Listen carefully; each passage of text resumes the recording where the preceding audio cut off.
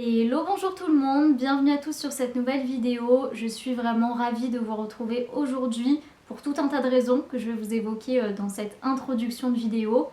Tout d'abord, c'est vrai que ça fait très longtemps que j'ai pas filmé. Ce que vous ne savez pas, c'est que j'ai vraiment un travail en amont que je planifie. C'est-à-dire que mes vidéos sont censées sortir dans une tranche de 2 semaines. Toutes les 2 semaines, j'essaye le jeudi ou le dimanche de poster une vidéo. Je fais vraiment attention en fait à avoir toujours des vidéos d'avance pour pas me retrouver s'il y a un moment où j'ai un délai très court comme ces derniers temps où j'ai eu des partiels, j'ai eu beaucoup de travail et ça va continuer jusqu'à fin janvier. C'est un peu compliqué de tenir le rythme et donc je suis désolée, c'est vrai que je pousse un petit peu toujours la deadline pour mes vidéos, j'essaie de les poster le plus éloigné possible pour en garder un petit peu sous le coude et me faire de la marge. Et celle-ci notamment m'a pris beaucoup de temps à rédiger. Ça fait quelques mois que je suis dessus, que je décrypte à la fois les mangas de Paradise Kiss et l'animé. Donc c'est assez surprenant, mais mine de rien, on a l'impression que ça fait pas beaucoup de lecture et finalement ça m'a pris beaucoup de temps pour apprécier ma lecture, pour en même temps travailler la vidéo. Vous aurez compris donc qu'aujourd'hui, ça fait un sacré bout de temps que j'ai pas tourné et je suis vraiment heureuse de voir que ces derniers temps il y a de plus en plus de personnes qui rejoignent notre chaîne et moi je me sens de plus en plus soutenue et valorisée dans ce que je fais, donc ça me va droit au cœur et vraiment merci beaucoup à tous ceux qui sont là depuis le début et à ceux qui arrivent en cours de route. Maintenant que je vous ai rapidement introduit ces éléments, je tenais déjà à revenir sur mon faciès. Pour ceux qui connaissent pas du tout Paradise Kiss, vous devez pas comprendre la ref et non, je ne suis pas en maquillage d'Halloween. Mais pour ceux du coup qui connaissent, vous voyez donc une petite référence à Isabella qui a toujours des maquillages et des tenues très sophistiquées. J'ai essayé de refaire juste ici l'espèce de fleur qu'elle a autour de l'œil que je trouve absolument magnifique. Et donc sans plus tarder, je vous propose de commencer juste après l'intro.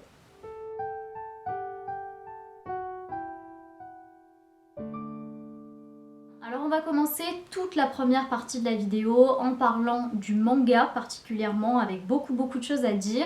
Ce manga il est classé dans un style josei, c'est-à-dire une lecture critérisée plutôt orientée pour les femmes adultes.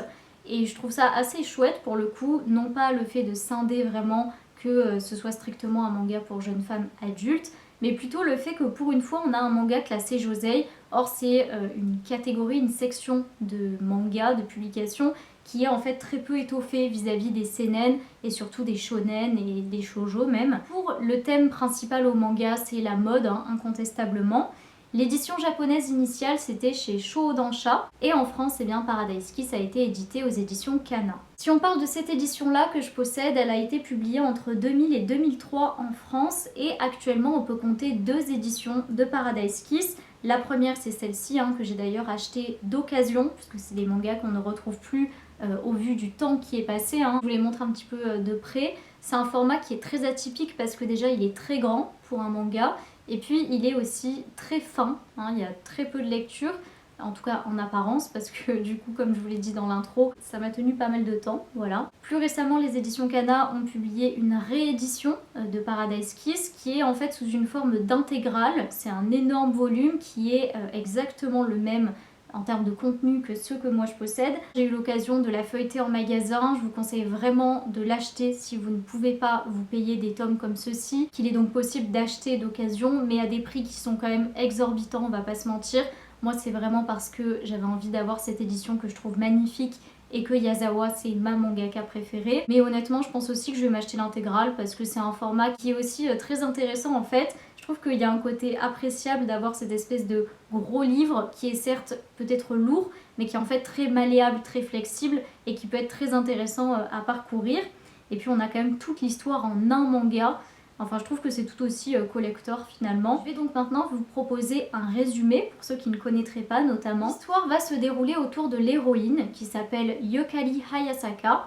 Elle est lycéenne et en fait elle passe le plus clair de son temps à travailler, à bachoter pour obtenir notamment des facs. Et donc elle travaille énormément, constamment, ce qui me fait beaucoup penser à moi, soit dit en passant. Quand l'histoire débute, eh bien toute sa vie est tournée autour de ses études, elle n'a pas grand chose d'autre, ni d'amis, ni de petite amie, ni de famille avec qui elle a des liens particulièrement forts. Et au-delà du fait de ne pas entretenir de liens sociaux vraiment qualitatifs, on voit qu'elle n'a pas forcément de loisirs, de passe-temps qui pourraient la sortir de ce côté très scolaire et en fait très répétitif et assez inintéressant finalement. Ce premier élément de la trame initiale, comme vous pouvez le voir, il est assez lambda, assez basique, hein. Tout un chacun peut à peu près se reconnaître là-dedans. Et au-delà de ça, elle est amoureuse d'un garçon dans sa classe qui s'appelle Hiroyuki, mais qui lui ne semble pas trop s'en rendre compte. Donc voilà, il n'y a pas trop de lien entre eux au début de l'histoire. Ce qui va venir amorcer l'histoire de Paradise Kiss, c'est la rencontre un peu fortuite dans la rue de Yukari avec le personnage de Arashi et de Isabella. Donc tous deux ont une allure très originale, ils se démarquent vraiment de personnes ordinaires et surtout au Japon un petit peu tous habillés de manière conventionnelle. Et pour une raison que Yukari ignore, eh bien Arashi va la suivre et va un petit peu lui poser des questions. Elle va avoir peur, elle va se dire qu'est-ce qu'il me veut ce mec là à me suivre, et elle va tomber dans les pommes. Et donc finalement quand elle va se réveiller de son évanouissement, elle se retrouvera dans une zone qu'on appelle l'atelier. L'atelier dans le manga, c'est le lieu de référence, hein, le lieu d'attachement particulier. Un endroit où 4 personnages assez loufoques et en fait très artistiques se retrouvent pour travailler leurs études, puisqu'ils sont dans l'école de mode Yazart. J'adore déjà la petite référence avec Yazawa et le fait que ce soit des arts, donc Yazart, on adore. Et donc ils travaillent dans cet atelier pour fabriquer des vêtements. C'est à la fois leurs études et puis leur groupe d'amis, donc ils partagent des moments dans ce lieu pour lequel ils cotisent tous et qui en fait leur appartient. Et donc quand Yukari se réveille et qu'elle se retrouve avec donc Isabella et Arashi qu'elle a vu dans la rue, mais aussi les 2 autres personnages qui sont George et Miwako, elle va être assez surprise et un peu désemparée, elle va se demander ce qu'elle fait là, simplement. Et les 4 autres personnages vont lui demander si elle accepterait d'être leur mannequin pour le défilé de leur école et pour lequel ils travailleront pendant les mois à venir.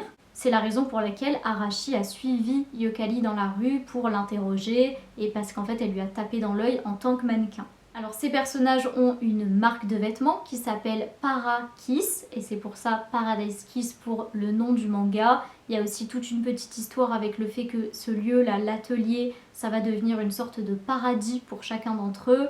Il y a également la relation entre certains personnages, des papillons. En fait il y a tout un tas d'analogies qui sont faites. Beaucoup de liens comme ça par rapport à ce titre, mais en tout cas de base ce que vous pouvez retenir c'est que ça s'appelle Paradise Kiss parce que la marque en fait de ces personnages qui sont donc des artistes en formation s'appelle Para-Kiss. C'est donc dans la perspective d'être leur mannequin pour ce défilé qui aura lieu dans quelques semaines et qui va vraiment marquer leur dernière année d'études qu'ils vont proposer à Yukari de se joindre à eux et de vivre cette expérience ensemble parce qu'ils trouvent que son physique collerait très bien à la fois au défilé et aux créations. Donc ça c'était pour le synopsis de l'histoire et donc je vous propose tout de suite de nous intéresser à ce que j'ai apprécié dans ce manga. La première chose que j'ai notée et inévitablement je pense que c'est crucial d'en parler, c'est l'esthétique des mangas, hein, notamment cette édition là que j'ai acheté donc comme je vous l'ai dit assez cher. Je crois que les 5 tomes j'en ai eu pour à peu près 80 €. C'est vraiment hors de prix, on est bien d'accord. Mais voilà, vraiment pour moi c'était essentiel de les avoir. Sans même connaître aucunement la série, je les trouvais sublimes et je vous les montre du coup en conséquence. Donc ici vous voyez, on a mon tome préféré, le tome 3, mais en fait ils sont tous faits évidemment de la même manière, merci Emma. L'idée c'est qu'il y a des couvertures un petit peu glacées, comme ça un peu brillantes. L'arrière est un peu plus basique, hein, ça reste très standard. Au niveau de la tranche c'est pareil. Ce qui est vraiment très beau dans ces mangas, c'est le côté toile d'araignée dans les reflets qui se trouve donc derrière le dessin. Alors ce qu'il y a d'absolument sublime, c'est que sur chaque première page des 5 tomes, on va avoir une page calque avec un dessin, en tout cas une création de leur marque. C'est le genre de détails dans un manga qui font toute sa magie, qui font toute sa dimension artistique et riche. Et ce manga n'en manque vraiment pas, vous le verrez. Donc voilà, premier bon point pour moi, c'est l'esthétisme des mangas, sublime, on l'aura compris. Ensuite, si vous ne le savez pas, et je ne le savais pas non plus malheureusement, sinon je pense que j'aurais lu Gokinjo, Une vie de quartier en amont, on a cette particularité là. En fait, c'est une série qui se déroule dans un univers similaire à celui de Gokinjo, Une vie de quartier, qui est une autre série de Ai Yazawa, l'auteur. Et je trouve ce genre de détails particulièrement appréciable. Quand on adore un manga, qu'on adore son univers, pouvoir retrouver chez le même auteur un monde en fait recréé, même ces petits échos qu'on a à chaque fois. Dans Nana, c'était dans les pages bonus à la fin. avec les autres œuvres, hein. On voyait Isabella, on voyait Georges s'immiscer dans l'histoire avec les personnages de Nana. Tous ces petits clins d'œil là, au fait qu'on soit fan et qu'on ait lu d'autres œuvres, je trouve ça génial. Donc ici l'histoire se déroule dans l'univers du manga Gokinjo Invade Quartier qui était précédemment publié entre 95 et 98. Et on va d'ailleurs retrouver certains personnages puisqu'on a notamment le personnage de Miwako qui est la petite sœur de Mikako. Voilà, ça j'ai adoré et je vais lire du coup juste derrière évidemment Gokinjo Invade Quartier pour davantage me représenter les choses puisque c'est un manga que je possède, que j'ai lu il y a très longtemps et dont honnêtement je ne me souviens de presque rien. Ce qu'on peut aussi indéniablement dire sur Paradise Kiss, c'est que c'est un manga qui foisonne de détails, un manga qui porte vraiment sur la mode. Il est particulièrement riche esthétiquement, comme tous les mangas d'Yazawa à mon sens, mais ici on a au-delà de l'esthétique des personnages simplement dans leur corps, leur sourire, on a tout ce qui est autour de la coiffure, du maquillage, toujours des accessoires mais beaucoup aussi des vêtements. Il y a tout un univers qui est très recherché. Chaque personnage a vraiment son apparence, son identité propre physiquement. On voit qu'il y a un véritable travail, une attention qui est portée là-dessus et c'est donc un régal pour les yeux. Si on parle maintenant un petit peu plus dans le détail du contenu, on a une élaboration de l'histoire qui tourne autour des 5 personnages. Donc on va avoir Arashi et Isabella. On va avoir Miwako et Georges et le personnage de Yukari. Alors ce qu'il faut que je vous dise dès maintenant, pour pas que vous soyez perdus si vous ne connaissez pas, c'est que le personnage que j'appelle Georges, il s'appelle en réalité Joji. Et Georges, c'est un surnom qu'on lui donne.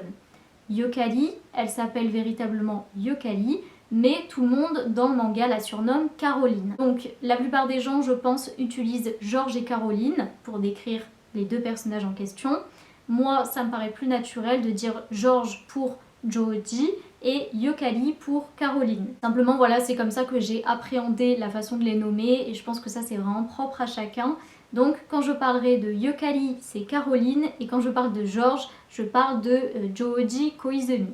Au moins, c'est dit. On a donc ces 5 personnages principaux qui sont très différents les uns des autres, mais vraiment très complémentaires. Donc une fois de plus, c'est assez recherché au niveau psychologique. J'ai vraiment apprécié, comme je vous l'ai dit, l'identité singulière qui caractérise chacun des personnages. Alors il y a vraiment cet aspect d'apparence, mais pas que. Mentalement, ils sont vraiment diamétralement opposés. Yukari, c'est la personne beaucoup plus standard, beaucoup plus classique en fait, qui peut représenter toute une gamme de jeunes filles qui sont dans un parcours très général, très commun, qui sont assez banales, que ce soit physiquement comme psychologiquement dans leur façon d'appréhender leur vie. Le personnage de Georges, c'est un écorché vif, c'est vraiment quelqu'un de très énigmatique et de très difficile à comprendre. C'est très intéressant tout ce qui est érigé autour de ce personnage, on apprend peu à peu à la découvrir. Et personnellement, c'est un de mes personnages favoris. Donc elle avec Miwako. Miwako, c'est mon personnage favori. Elle est, elle, beaucoup plus dans le cute, dans le côté toujours très excessif, très mignon, qu'on retrouve en fait très souvent dans les shoujo. C'est ce genre de personnage-là. Un petit peu comme Nana Komatsu en un sens dans Nana. Elle a ce côté expansif, naïf, un peu enfantin. Donc encore très différente. Et puis elle sort avec Arashi, le garçon dont je vous ai parlé au début de l'histoire, qui lui est plutôt musicien et un peu vulgaire, un peu je m'en foutiste, un peu agressif aussi. Donc c'est ma façon de vous les présenter, mais simplement pour que vous compreniez à quel point tous sont différents et à quel point chacun a sa propre identité et pour autant ils restent tous très complémentaires, ils s'apportent tous mutuellement. Ce que j'ai aussi noté, c'est que dans Paradise Kiss à nouveau on a des personnages secondaires qui ne sont en fait pas du tout à considérer comme secondaires puisqu'ils sont partie intégrante, ils ont leur moment individuel dans l'histoire, ce qui permet non pas de se centrer que sur Yukari ou que sur Georges par exemple. On va avoir aussi Miwako et Arashi dans leur couple de manière individuelle. Et puisqu'on en est à parler des personnages, je vous confierai maintenant que j'ai eu un énorme coup de cœur pour l'amitié qui lie Georges et Isabella. Ce sont tout un tas de croyances infondées sur le fait de genrer notamment les vêtements, les accessoires, les prénoms, enfin de tout genrer en fait systématiquement, qu'ils viennent tous deux complètement casser et qu'ils viennent remettre en question dans ce manga. C'est pour ça que j'ai beaucoup aimé leur relation. Au-delà de simplement ce qu'ils se sont apportés à eux dans l'histoire, ça apporte énormément au lecteur je trouve de montrer ça dans un manga.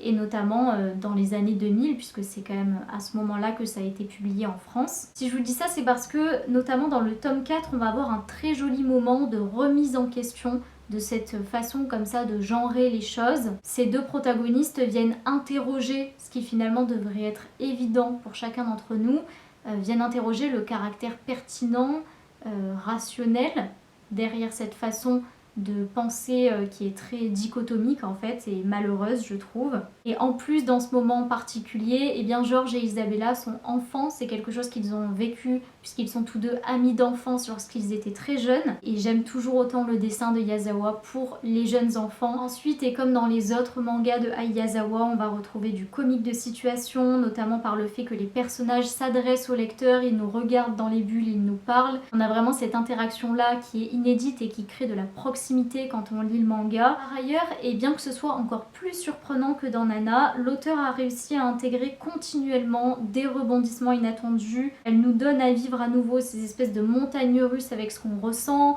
On a l'impression de comprendre quelque chose et puis on fait fausse route. Toute cette élaboration que j'adore chez elle, on la retrouve dans Paradise Kiss, donc évidemment j'adore, c'est un superbe point. Maintenant que je vous ai partagé des choses un petit peu communes, un petit peu futiles par rapport au manga que j'ai trouvé plutôt chouette, je vais vraiment tâcher de rentrer dans le vif du sujet, du pourquoi ce manga selon moi il est de qualité.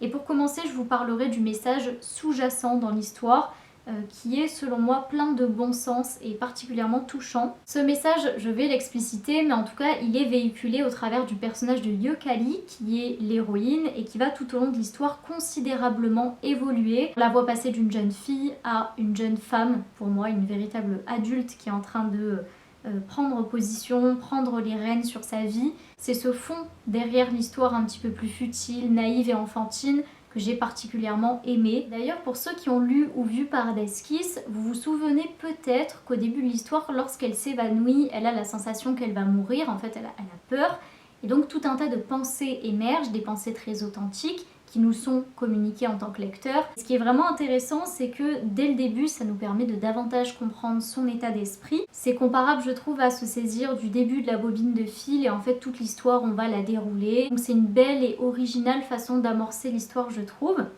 Donc la thématique du manga, comme je vous l'ai dit, elle va bien au-delà du défilé, des études, des amitiés ou des relations quelconques qui va nous présenter. C'est plutôt ce sentiment qui parle sûrement à chacun d'entre nous, de savoir que ce que l'on pense, ce que l'on souhaite, ce que l'on fait n'est pas du tout ce qui était prévu, c'est pas du tout ce qui était tracé, tout ce qui était conventionnellement admis. Il y a parfois ce moment dans la vie des individus où on va se remettre en question, on va avoir l'impression qu'on part en vrille, qu'on fait n'importe quoi, peut-être même subitement qu'on change, qu'on est en train de devenir une autre personne.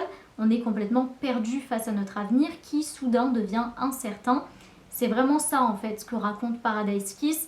Cette jeune fille qui s'appelle Yukari, on va la voir se découvrir et s'identifier en tant que personne. Elle va prendre sa place dans l'univers professionnel, même personnellement, elle va se construire, chose que jusqu'à maintenant elle n'avait pas vraiment fait, du fait évidemment que ce soit une enfant, une adolescente plutôt. On arrive à ce moment charnière de sa vie où en fait elle prend un revers grâce à ces rencontres-là avec ces 4 protagonistes qui vont beaucoup l'inspirer et c'est toute la magie que nous raconte ce manga. En effet, petit à petit dans l'histoire, Yukari va tisser des liens d'amitié avec les personnages, notamment puisqu'ils vont partager une expérience commune et c'est, comme je l'ai dit, à leur contact que sa vie elle va devenir à la fois incertaine mais de facto aussi beaucoup plus intéressante et trépidante. Ce moment-là, il peut gérer, comme on le sait, beaucoup d'anxiété, il génère aussi possiblement des mensonges, mais finalement il nous est bénéfique à tous puisqu'il permet au bout d'un moment de voir plus clair dans ce que l'on souhaite sincèrement, dans ce à quoi on aspire, ce que l'on est, ce que l'on souhaite, sans laisser tristement et de manière résignée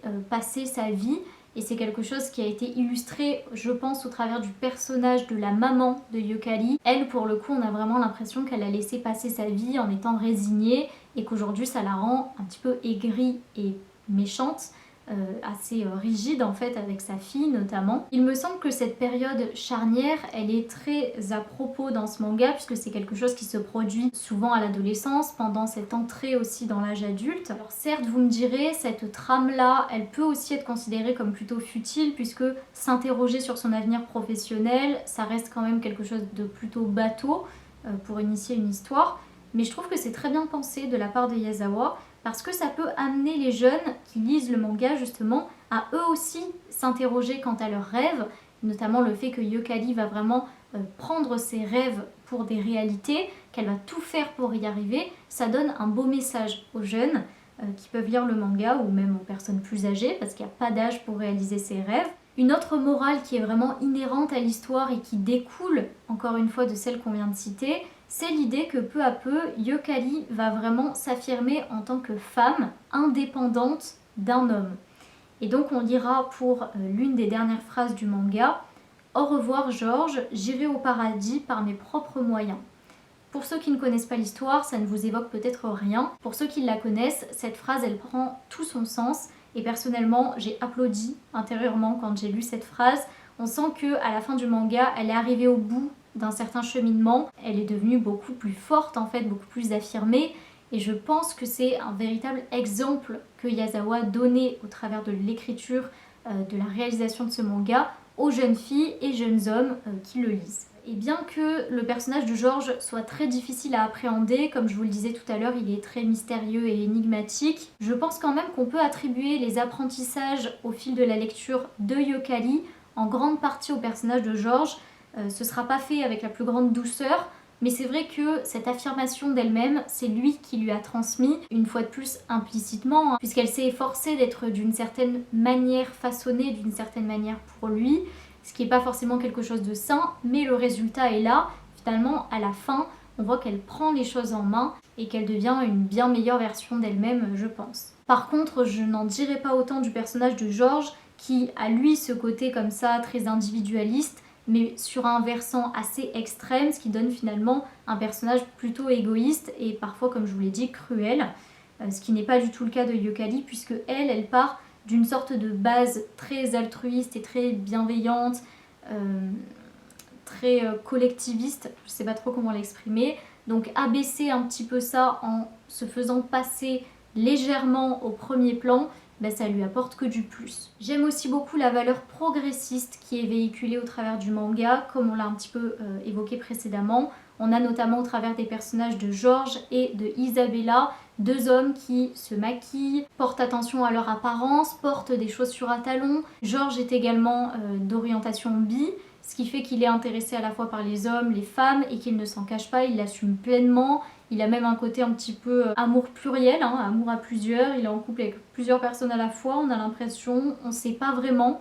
Il y a une espèce de doute qui plane sur tout un tas de thématiques dans ce manga, mais ce côté progressiste, en plus dans les années 2000, au Japon, c'est vraiment top du top et on aimerait que ça se poursuive davantage de nos jours. À présent, j'ai noté qu'il y a une grande qualité dans les mangas de Yazawa que j'avais particulièrement souligné pour ma lecture et mon visionnage de Nana, que je retrouve dans Paradise Kiss, c'est la profondeur psychologique des personnages.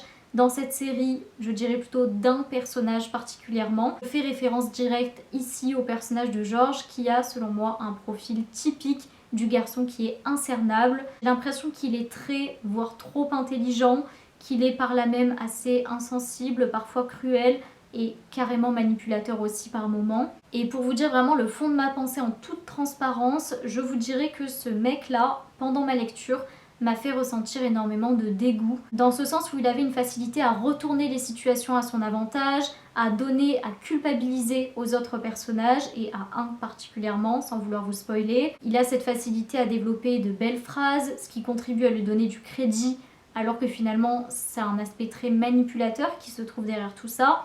Il va se servir beaucoup des filles pour passer de bons moments, mais limite parfois à la limite de l'agression sexuelle, puisqu'il y a un moment où un personnage refuse d'avoir un rapport avec lui et il ne cherche pas à comprendre et n'hésite pas à mettre ce personnage à la porte en se débarrassant très violemment de celle-ci. Je trouve vraiment qu'il a une emprise psychologique sur ce personnage en question.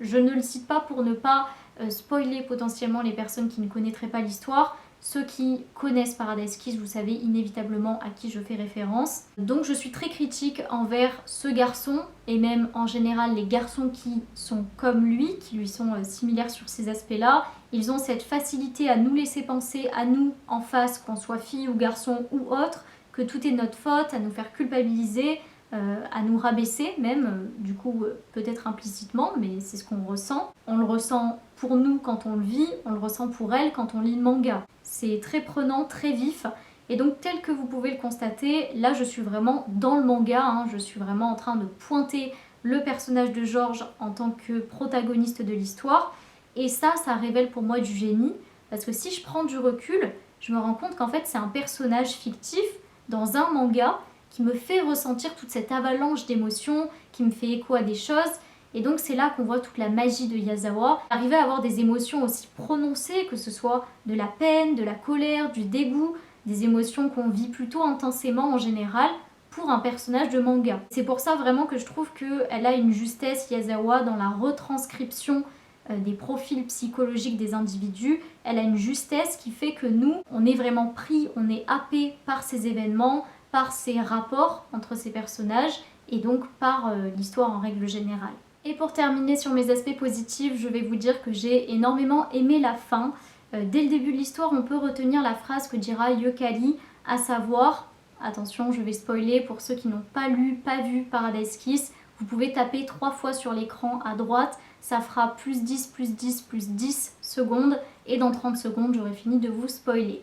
Donc Yukari, au début de l'histoire, elle dit « Au fond, on ne s'entend pas », elle parle évidemment de sa relation avec Jōji, et finalement, à la fin du manga, vraiment sur la fin du tome 5, eh bien Jōji dira une phrase très similaire à celle qu'avait dit Yukari, et ainsi on peut considérer que la boucle est bouclée. C'est vraiment une fin appréciable selon moi, et je l'ai beaucoup aimée puisqu'elle représente les différentes phases par lesquelles bien souvent on doit passer pour arriver à se séparer d'une personne que l'on aime, mais avec laquelle c'est compliqué, soit parce qu'on est dans un schéma assez toxique, soit parce qu'on est incompatible et que ça ne fonctionne pas quoi que l'on puisse ressentir. Donc cette fin-là, je l'ai trouvée adéquate et j'ai beaucoup aimé les choix narratifs qui ont été employés, notamment quant à l'émancipation de Yukari vis-à-vis de cette relation.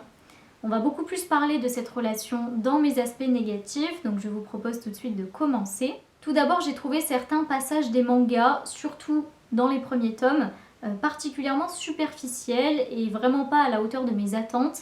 Donc je vous le conseille vraiment si vous commencez les mangas et que vous vous accrochez, que vous adhérez pas vraiment, de continuer votre lecture. Parce que personnellement j'ai un petit peu eu du mal au début, hein, comme je vous le dis. Je trouvais pas ce manga aussi magistral que j'aurais pu me l'imaginer.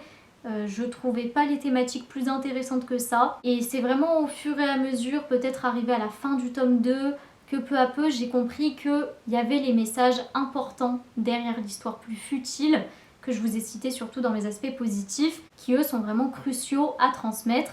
Et donc là j'ai pris beaucoup plus conscience de l'ampleur de l'histoire. Mais voilà, je reste quand même critique sur le synopsis du début, hein, qui est très léger, qui est assez enfantin, qui se base sur une romance qui est totalement prévisible, sur un trio amoureux des plus too much, comme on en voit très souvent. J'étais assez sceptique en fait sur ce début. Dites-moi ce que vous en pensez en commentaire, hein, n'hésitez pas. En prenant du recul un petit peu sur mes premières impressions, je me suis rendu compte que sortant d'une lecture aussi singulière, aussi poignante que celle de Nana, j'ai vraiment eu du mal à me faire à Paradise Kiss pour le coup. J'avais des attentes qui étaient en fait très très élevées. Je suis convaincue que si j'avais lu le manga sans avoir au préalable lu Nana, ou même si je l'avais lu quand j'étais plus jeune, j'aurais beaucoup plus apprécié Paradise Kiss. Un aspect négatif de ma lecture de ce manga, c'est des réflexions du type, ouvrez les guillemets, même moi qui suis une fille, j'ai envie de la serrer dans mes bras. Donc ça sous-entend que serrer dans les bras une autre fille, c'est quelque chose de particulièrement osé. On appuie bien sur le fait, moi qui suis une fille, pour faire comprendre que du coup c'est pas une norme, c'est quelque chose de pas normal. Ça c'est des phrases anodines, hein, si on les prend indépendamment, qui n'ont pas forcément un sens très lourd si on les individualise, mais qui contribuent en fait à répétition, à délimiter les possibilités et à creuser encore plus les normes. C'est des choses que j'aimerais voir disparaître aujourd'hui et pour les années à venir. Heureusement, et parce que j'adore Yazawa et que j'ai envie de lui trouver peut-être des excuses, je dirais qu'on peut la pardonner puisque ce manga date, on le rappelle, d'il y a déjà presque 23 ans. Donc ça fait un bon bout de temps et les mentalités évoluent au fil du temps qui passe. Un autre aspect négatif que j'ai relevé, c'est que j'ai trouvé cette série moins riche quand même psychologiquement, hormis sur le personnage particulièrement détestable de George, comme je vous l'ai dit.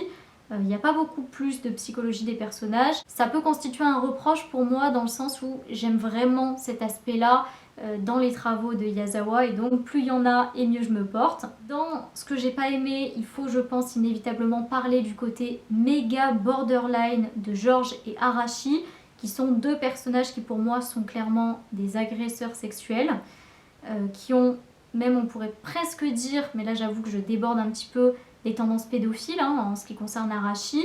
On l'entend à certains moments faire des commentaires un petit peu déplacés sur Miwako, sur sa nièce. J'ai l'impression que ce mec-là, il a un côté lui aussi très malsain, pour le minimum que je peux dire. C'est intéressant à mettre dans le manga, c'est pas du tout ça que je critique. Ce que je critique, c'est l'adéquation que ça peut avoir avec l'aspect très enfantin, un petit peu fantastique et magique du manga. Ça donne un aspect vraiment étrange, je trouve. Et ce manga, je pourrais le conseiller à de jeunes filles, de jeunes garçons, dans le sens où il a, comme je vous dis, un aspect très naïf et très mignon. Mais il y a aussi beaucoup de références sexuelles, beaucoup de passages avec des relations charnelles, ça encore. Mais il y a cet aspect très malsain et autour de la sexualité, notamment dans le couple de Miwako et de Arashi, que j'ai trouvé borderline et un petit peu gênant. J'ai quand même noté que ça relève peut-être du côté réaliste que veut donner Yazawa dans ses œuvres. Peut-être que confronter ces deux univers complètement différents, eh bien ça vient nous replacer dans ce qu'est la réalité des choses. Tout n'est pas tout rose et tout n'est pas tout noir non plus. Également, si vous avez pris connaissance de Paradise Kiss, peut-être que vous saurez me répondre vis-à-vis des zones d'ombre. Il y a des questions auxquelles je n'ai toujours pas de réponse après avoir fini de lire et de visionner Paradise Kiss, comme par exemple, une parmi d'autres, la maladie de Miwako. On nous dit souvent qu'elle est malade, mais finalement on ne saura jamais vraiment de quoi. Il y a beaucoup de mystères autour de ça et je trouve ça dommage qu'on n'ait pas de réponse alors que l'histoire est achevée. Ensuite j'ai noté que bien que j'ai beaucoup aimé la fin, je m'interroge un peu sur cette fin d'histoire puisqu'elle donne l'effet d'être mélancolique et nostalgique, notamment sur la relation entre... Spoil, n'hésitez pas à passer dans 1 minute, j'aurai fini. Donc la fin de l'histoire, pour ceux qui la connaissent, c'est Hiroyuki qui finit par se marier avec Yukari. C'est une fin que je trouve très appropriée, mais j'ai ressenti comme un sentiment de regret, de mélancolie, de nostalgie de la part de Yukari pour sa relation passée avec George, comme si son mariage actuel reposait sur le dépit. Or, j'étais heureuse qu'elle puisse se marier avec cet homme attentionné, équilibré, respectueux, qui s'est toujours très bien comporté vis-à-vis d'elle. Et moi, j'étais vraiment ravie de voir que c'était lui qui triomphait sur la relation complètement instable et malsaine qu'elle partageait avec George. Donc voilà, un peu déçue que le message qui aurait pu être véhiculé par cet acte, le mariage final avec Hiroyuki, est un petit peu gâché quelque part par le fait, en tout cas c'est mon impression, qu'elle n'en est pas pleinement satisfaite et qu'elle ne l'a pas pleinement choisi. Sur ce sujet et d'ailleurs sur tous ceux que j'ai abordés, n'hésitez pas à réagir en commentaire, j'attends vraiment d'avoir vos opinions, de pouvoir partager avec vous, échanger sur ce que chacun a pu percevoir et ressentir, parce que ce que vous allez pouvoir me donner comme interprétation, ça va peut-être me faire réaliser certaines choses et donc aller encore plus loin dans ma compréhension du manga. On a donc fini de parler du manga et on va donc rapidement passer sur l'anime qui a été réalisé par Osamu Kobayashi, par le studio d'animation Madhouse en 2005 et un animé qui compte au total 12 épisodes. Personnellement, je me suis acheté le coffret DVD. On a en fait 3 saisons qui comportent à chaque fois 12 épisodes et qui interprètent la totalité de la série manga, donc c'est assez chouette. Et vous pouvez retrouver pour le coup les DVD en achat libre, que ce soit d'occasion ou neuf, pour pas très cher. En tout cas, moi j'ai dégoté celui-ci pour à peine 10 €. Alors en ce qui concerne l'animé, pour mes aspects positifs, j'ai également noté l'aspect extérieur du coffret. Donc là, vous me direz, c'est une boîte, tout ce qu'il y a de plus basique, une boîte cartonnée avec des images de Paradise Kiss. Mais les DVD en eux-mêmes sont en fait beaucoup plus beaux. Je vous montre par exemple le DVD numéro 1. J'espère que ça se verra à la caméra. Il y a en fait un effet un petit peu réfléchissant qui est absolument superbe avec comme... un jeu de profondeur, le bleu est sublime, l'arrière reste très standard, mais vraiment j'ai trouvé la pochette des DVD à chaque fois vraiment magnifique. Et pour le coup, je vous les montre, je vous en fais profiter. Moi j'ai eu la chance en plus de recevoir mes DVD sous blister. Donc là vous voyez, ceux-ci je les ai pas ouverts parce que j'ai regardé mon lecteur CD ne marchant pas, la suite des épisodes sur Je crois que c'est Anime-sama le site, absolument génial, en tout cas pour regarder les animés de Yazawa. J'ai regardé tout Nana et tout Paradise Kiss là-dessus. C'est très intuitif, il n'y a pas de bug, il n'y a pas de trucs chelous, de pubs d'abonnement, c'est vraiment top. Pour l'animé, je dirais que j'ai beaucoup aimé toutes les musiques qui l'englobent. On est sur quelque chose d'entraînant, de rythmé, c'est assez chouette. J'ai beaucoup aimé aussi tout ce qui est transition, qui sont faites avec des fleurs qui passent ou des sortes de doudous qui passent. Ça permet de fluidifier l'histoire et c'est vrai que dans le visionnage, eh bien, c'est agréable puisqu'on n'est pas comme dans la lecture, à pouvoir passer d'une case à l'autre. Ces effets de transition là, je les ai trouvés plutôt chouettes. La grande qualité de cet animé, c'est qu'il reste très fidèle au manga. On est au mot près, je pense, dans une retranscription identique. D'ailleurs, pour ceux qui ne peuvent pas ou ne souhaitent pas lire le manga, si vous regardez l'animé, vous aurez exactement le même contenu. Après, c'est vrai qu'en termes d'esthétique, ça reste quand même différent, puisque le manga est quand même beaucoup plus qualitatif, comme c'est le cas pour la plupart des adaptations en animé. Il y a toujours une perte de qualité graphique qui va avec. Pour mes aspects plus mitigés vis-à-vis de l'animé, je vous demande, si vous l'avez vu, si vous pouvez m'expliquer ce début à chaque fois avec des espèces de lézards chelous qui arrivent. On a aussi, je crois, une espèce de robot. En tout cas, le début de chaque épisode est morcelé par ces espèces de créatures qui longent les murs. J'ai jamais compris en fait ce qu'ils faisaient là, c'était un peu chelou. J'ai noté aussi que j'avais vu passer beaucoup de critiques vis-à-vis du dessin, des graphismes dans l'animé de Paradise Kiss. Et finalement, quand j'ai regardé l'animé, je les ai pas trouvés si mal, personnellement, vis-à-vis des adaptations de manga en animé en règle générale. Je trouve que c'est pas si mal. Par contre, il y a une véritable irrégularité entre les différents personnages. C'est-à-dire qu'il y a des personnages qui sont très réussis, que j'ai trouvé magnifiques dans l'animé, notamment Isabella et Miwako, même George. En revanche, le personnage de Arashi, par exemple, ils l'ont massacré. Si je vous prends mon tome 2, c'est lui qui est illustré sur la couverture. Je vous mettrai des images, ce sera peut-être un petit peu plus net. C'est un personnage dans le manga qui reste très singulier, très beau et charismatique. Dans l'animé, il ne ressemble à rien. Il est affreux. Je ne sais pas pourquoi, ils l'ont saccagé. Donc il y a ce côté hétérogène dans la qualité du graphisme entre les différents personnages que j'ai trouvé étrange. On peut à mon sens aussi évoquer une irrégularité dans le choix des voix. Il y a des voix qui restent plutôt bien adaptées, la plupart d'ailleurs. J'ai beaucoup aimé la voix de Yukari, de Isabella. En revanche, la voix de Miwako, elle est beaucoup trop enfantine et aiguë, ça fait limite malsain, chelou, notamment parce qu'elle sort avec Arashi, qui a une voix aussi que je trouve pas top. George, il a une voix beaucoup trop grave vis-à-vis de ce que je m'imaginais. Et ça, malheureusement pour moi, les voix et le visuel dans un animé, c'est ce qui construit en fait tout l'intérêt de regarder l'animé.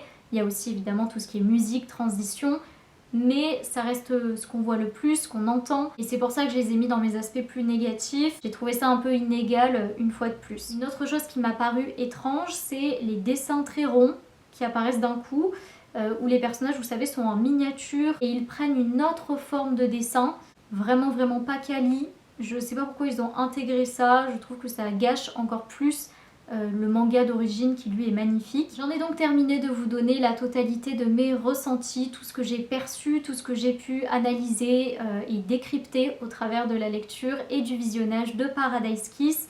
Et je vais donc passer sans plus tarder à ma conclusion. Je vous dirai dans un premier temps que c'est un manga superbe qui pourra, j'en suis sûre, plaire à un grand nombre d'entre vous et notamment par ses qualités artistiques. C'est surtout une pépite en termes de créativité et d'esthétisme, peut-être le meilleur dans ce domaine-là que j'ai pu lire. Cependant, je reste quand même un petit peu mitigée à son sujet puisque ce côté un peu inégal, une fois de plus, me pose souci dans le fait qu'on est à la fois dans quelque chose de trash et malsain et dans quelque chose de très doux, de très rêveur, de très inspirant. Donc je suis quand même mitigée, mais de façon très globale, j'ai beaucoup aimé Paradise Kiss, qui ne surpassera à mes yeux jamais Nana, on en est même très loin je trouve, mais c'est quand même un manga que j'ai pris beaucoup de plaisir à lire et un animé aussi que j'ai apprécié regarder. Et si vous êtes féru de mode, que vous êtes très intéressé par tout ce qui est artistique, et notamment dans le secteur du vêtement, de l'accessoire. C'est un manga que je vous recommande. Je m'arrêterai donc là pour aujourd'hui. Je vous remercie vraiment d'avoir suivi cette vidéo. Je vous remercie pour votre soutien. J'apprécierais aussi que vous puissiez, si vous avez des choses à dire particulièrement, les partager en commentaire et qu'on puisse tous échanger et se lire et continuer de partager ensemble. J'espère vous retrouver très vite, pouvoir retourner rapidement. Je vous dis donc à très bientôt j'espère, surtout prenez soin de vous, c'est le plus important. Bye bye tout le monde!